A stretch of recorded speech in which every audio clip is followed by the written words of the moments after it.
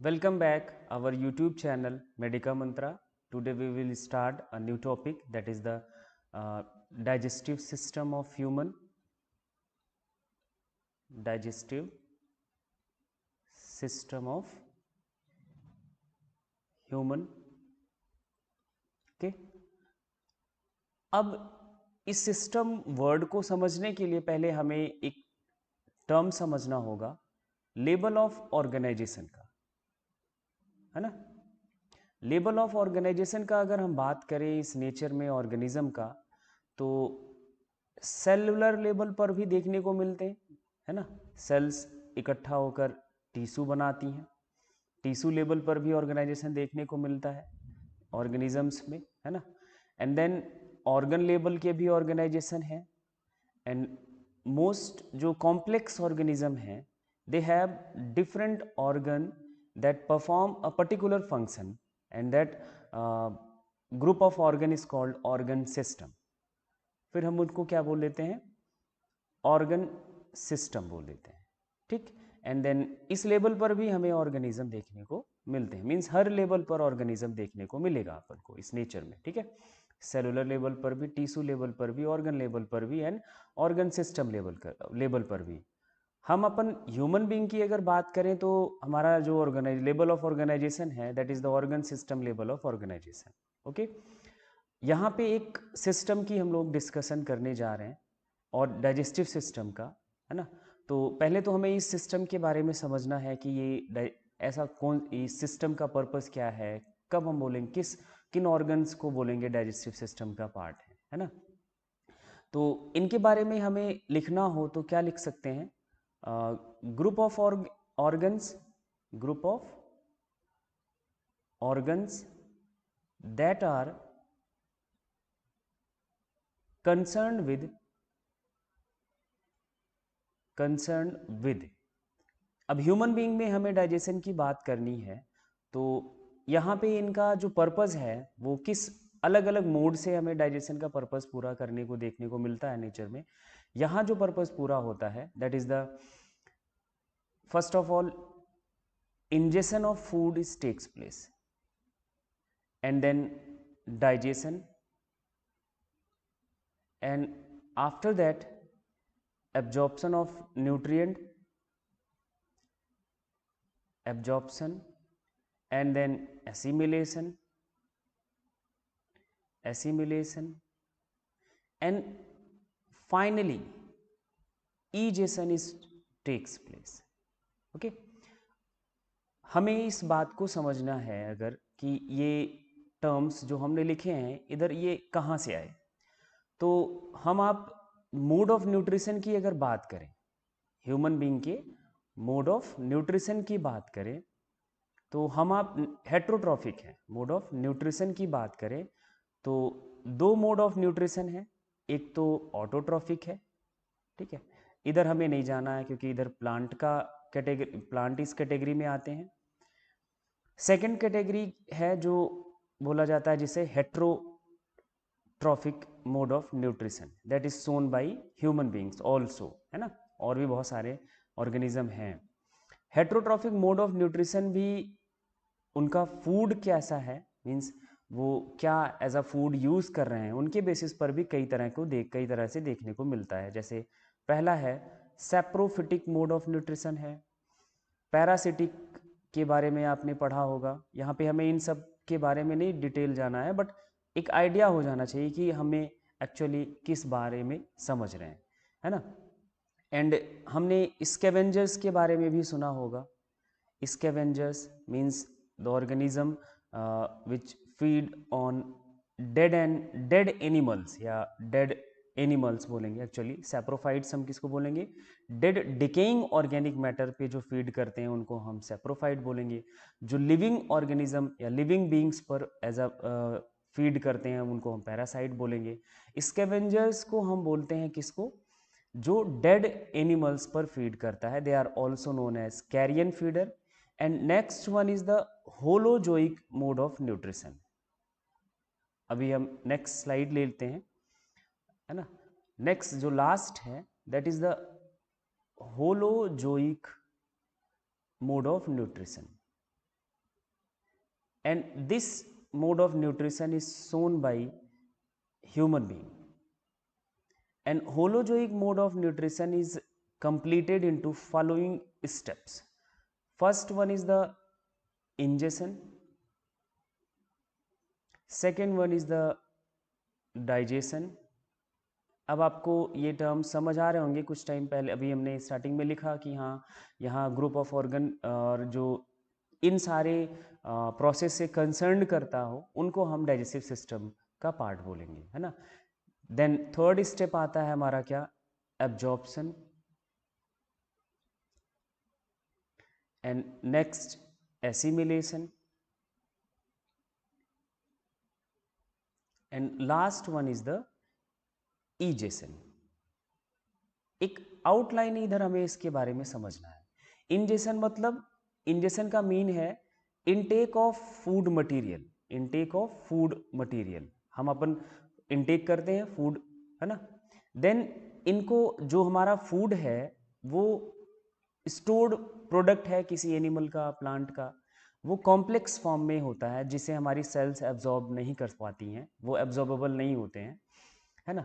Then उसके लिए क्या करना होगा, उस नॉन एब्जॉर्बेबल कॉम्प्लेक्स जो मॉलिक्यूल हैं उनको सिंपल एंड एब्जॉर्बेबल फॉर्म में कन्वर्ट करने की प्रोसेस जो है दैट इज कॉल्ड डाइजेशन, है ना.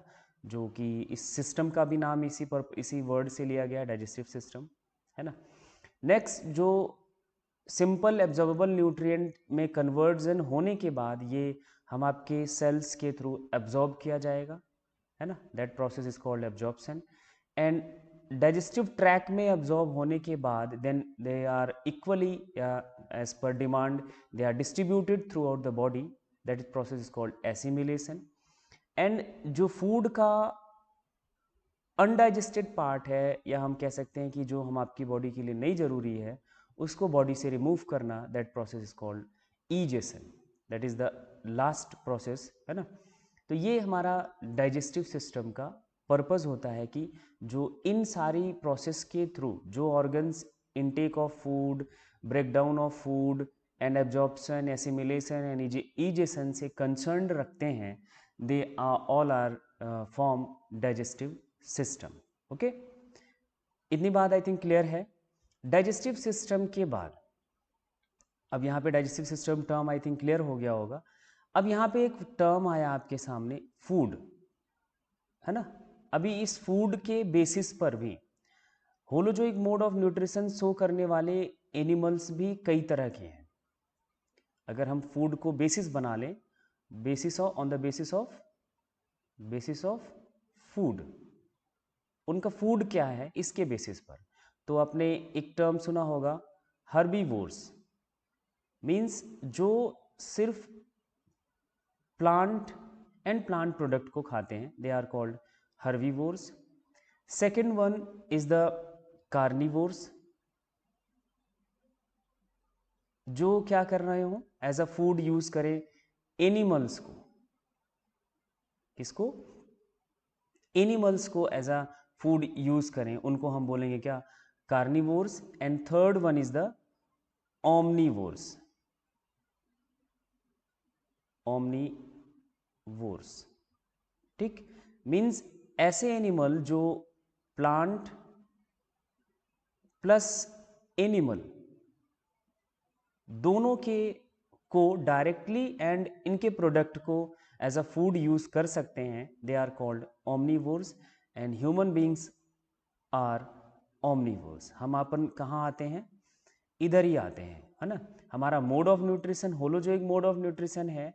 And holozoic mode of nutrition में भी हम कौन से टाइप का, किस कैटेगरी से बिलोंग करते हैं, ओमनीवोरस कैटेगरी से बिलोंग करते हैं. ओमनीवोर्स हैं मीन्स हम plant and plant product and animal product को एज अ फूड यूज कर सकते हैं. ठीक है, इतनी बात आई थिंक क्लियर हो गई होगी, है ना.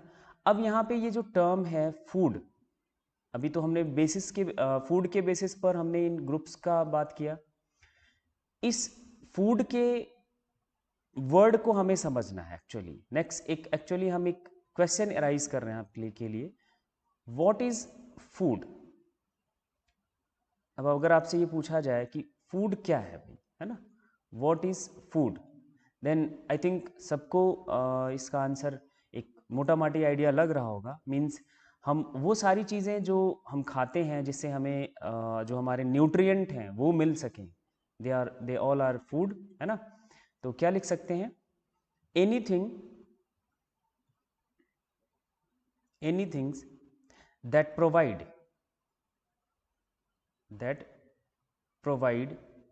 Nutrient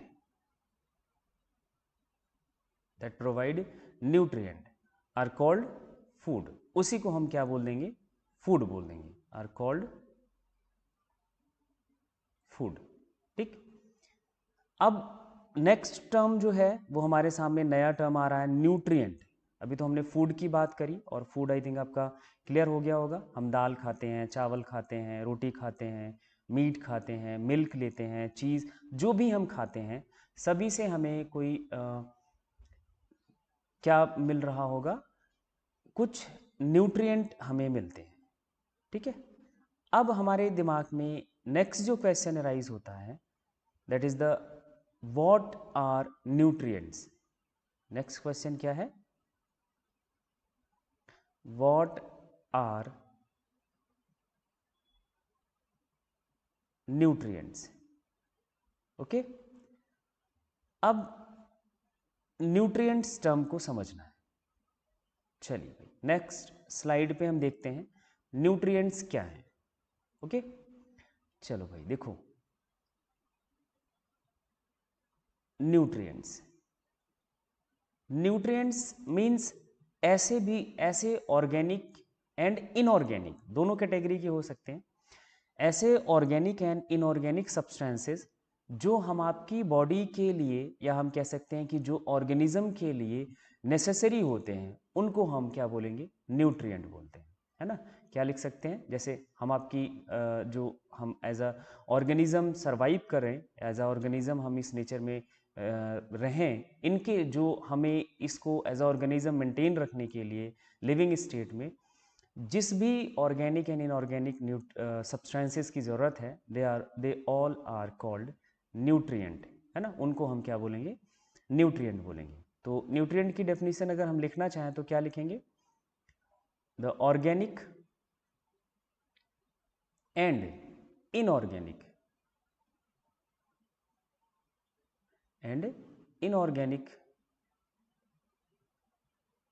substances, the organic and inorganic substances necessary for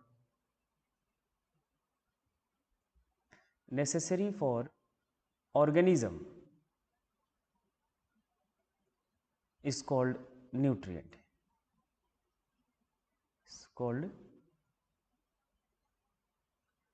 nutrients. उसको हम क्या बोलेंगे, न्यूट्रिएंट बोलेंगे। ठीक। अब यहाँ पे ये टर्म हमें आता है कि भाई कौन कौन से हमें न्यूट्रिएंट की ज़रूरत है as a animal, as a human being, कौन कौन से हमें न्यूट्रिएंट की ज़रूरत होती है। जो भी हम फूड लेते हैं, किन न्यूट्रिएंट्स को पाने के लिए, किन न्यूट्रिएंट्स को ऑब्टेन करने के लिए हम फूड कंज्यूम कर रहे हैं, फूड इनटेक कर रहे हैं, है ना। पहला न्यूट्रिएंट है हमारा कार्बोहाइड्रेट। ठीक। Second one is the fat, third one is the protein, and fourth one is the vitamins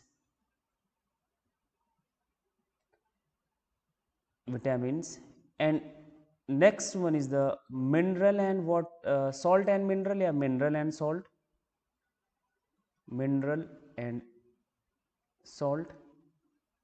and next one is the water.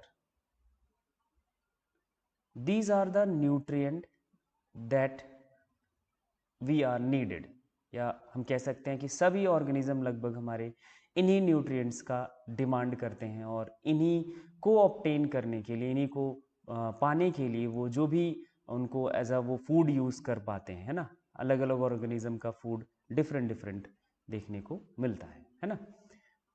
अब एक क्वेश्चन अराइज होता है कि भाई इन न्यूट्रिएंट्स की ज़रूरत क्यों है ना, कि ये नेसेसरी क्यों है हमारे लिए, ऑर्गेनिज्म के लिए ये न्यूट्रिएंट नेसेसरी क्यों है ना। नेक्स्ट क्वेश्चन हम क्या क्रिएट कर पा रहे हैं? वाई फूड और न्यूट्रिएंट, फूड और न्यूट्रिएंट्स necessary for organism और बॉडी। अपने लिए भी बात कर सकते हैं, ऑर्गेनिज्म के लिए बात कर सकते हैं, है ना। या एक क्वेश्चन इसी के लिए और हम लिख सकते हैं, what are the requirement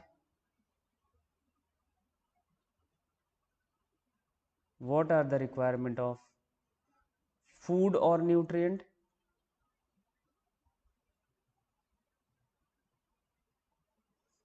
for organism और बॉडी।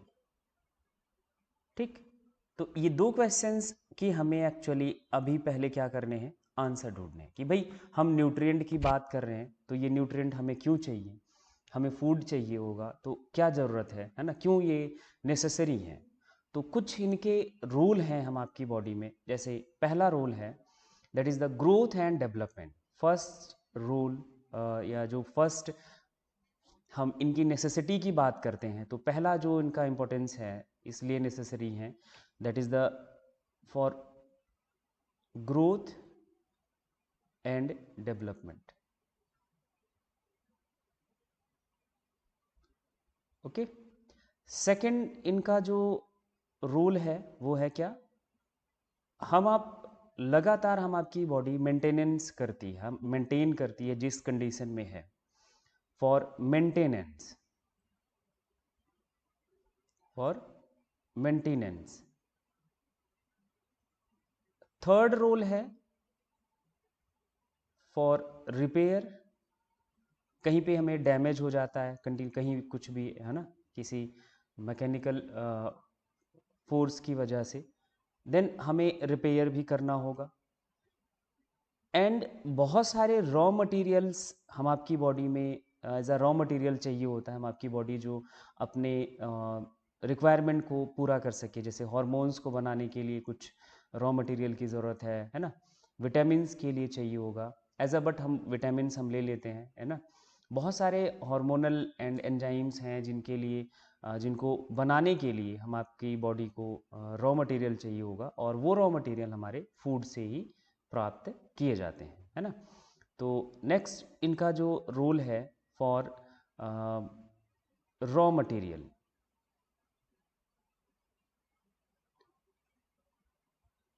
ठीक। एंड एक और इम्पॉर्टेंट रोल है, हम आपकी बॉडी को या ऑर्गेनिज्म को कंटिन्यूअसली एनर्जी की सप्लाई चाहिए, है ना, क्योंकि हम लिविंग स्टेट में हैं, और लिविंग स्टेट को एज अ मेंटेन रखने के लिए कंटिन्यूअस सप्लाई एनर्जी की चाहिए होती है। तो ये भी हमें एनर्जी भी कहाँ से मिलता है, फूड से ही मिलता है, फॉर एनर्जी, है ना। तो ये कुछ इम्पॉर्टेंट रोल हैं जो जिसकी वजह से हमें फूड कंपलसरी है, नेसेसरी है, हमेशा फूड रिक्वायर्ड होता ही है, चाहिए ही होगा, ठीक है। इसलिए हम क्या कह सकते हैं, so that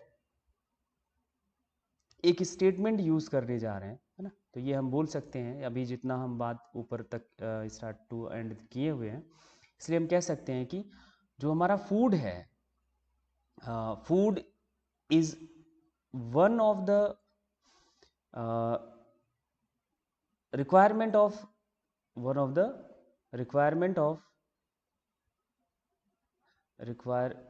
of all organisms।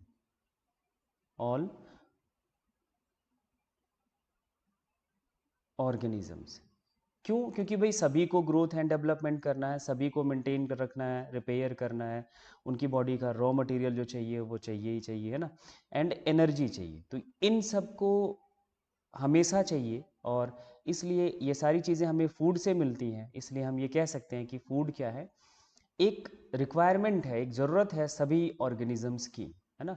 हम ये भी स्टेटमेंट यूज़ करते हैं, without food we can not survive as a living organism. कोई भी organism as a living things की तरह सर्वाइव नहीं कर सकता अगर उसको फूड नहीं मिलता है। ठीक, आई थिंक इतना आपको क्लियर है। अब हम आगे नेक्स्ट फूड पे आगे बात करना चाहेंगे। फूड एक्चुअली हम क्या कहना चाह रहे हैं ना, फूड कहाँ से मिलेगा वो अपन अब देखते हैं। देखो भाई, फूड ह्यूमन बीइंग के लिए हम बात कर रहे हैं। इस सिस्टम में अलग अलग ऑर्गेनिज्म का अलग अलग फूड होता है और उनकी सोर्सेज ऑफ फूड भी अलग अलग होते हैं, बट हम यहाँ मेनली ह्यूमन बीइंग का पर्पस लेके चलेंगे, है ना। हम आपका जो फूड है वो मेनली स्टोर फॉर्म में देखने को मिलता है, स्टोर्ड फॉर्म में देखने को मिलता है। और ये स्टोर्ड फॉर्म में जब भी देखने को मिलता है वो प्लांट का प्रोडक्ट हो। जो हमारा फूड है वो क्या है, प्लांट प्रोडक्ट है, क्योंकि जो हमारे हर्बीवोर्स हैं वो प्लांट खाते हैं, तो उनका फूड क्या हो गया, प्लांट का प्रोडक्ट है ना। एंड एनिमल प्रोडक्ट हो सकता है, एनिमल प्रोडक्ट हो सकता है।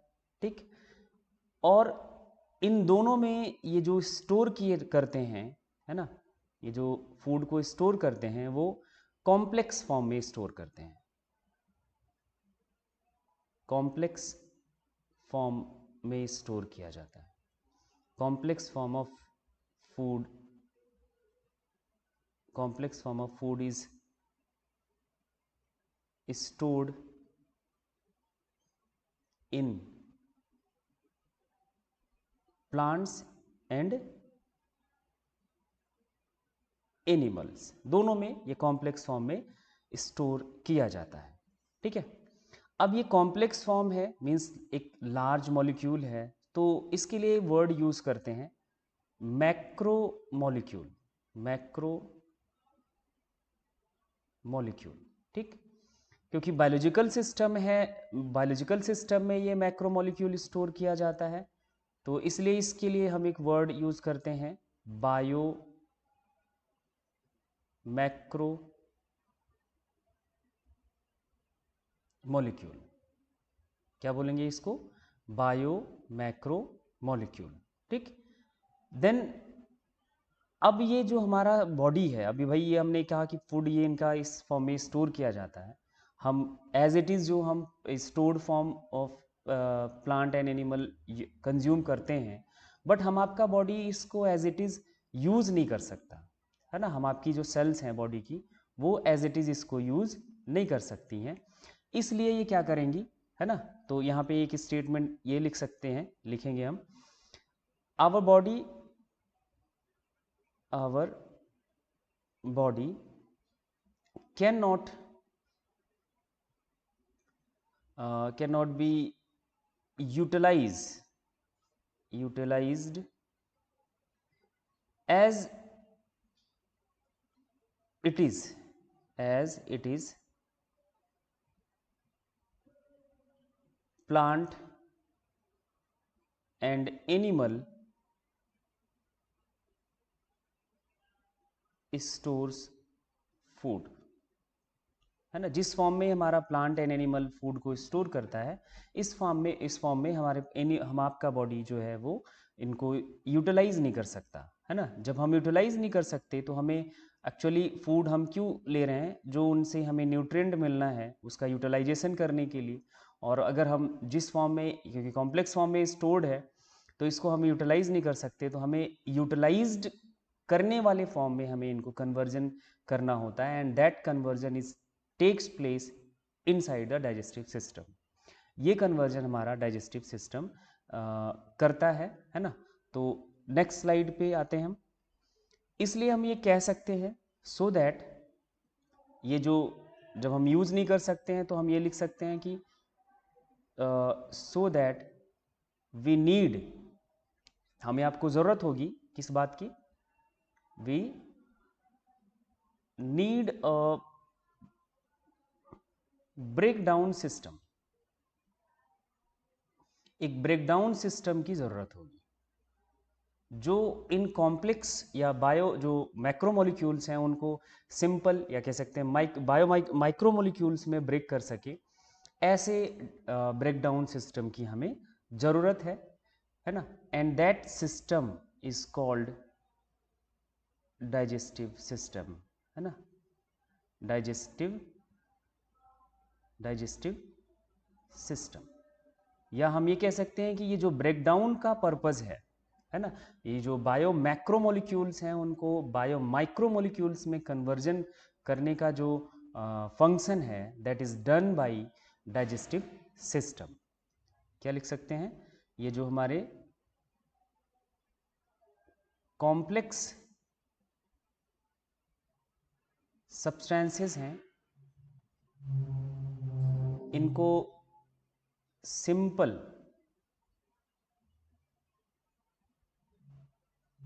सब्सटेंसेस में ब्रेक करने का काम डाइजेस्टिव सिस्टम हमारा करता है। ठीक, ये एक ओवरऑल इंट्रोडक्शन हो गया हमारा डाइजेस्टिव सिस्टम के बारे में, है ना। अब हम नेक्स्ट जो बात करेंगे वो होलोजोइक मोड ऑफ न्यूट्रिशन के बारे में थोड़ा सा एक इंट्रो कर लेंगे, है ना, क्योंकि हमें ह्यूमन बीइंग का डाइजेस्टिव सिस्टम पढ़ना है तो होलोजोइक मोड ऑफ न्यूट्रिशन जो है वो हमें समझ होना ज़रूरी है।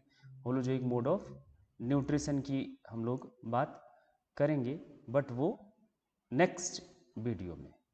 आज इस वीडियो में इतना ही, है ना। Thank you.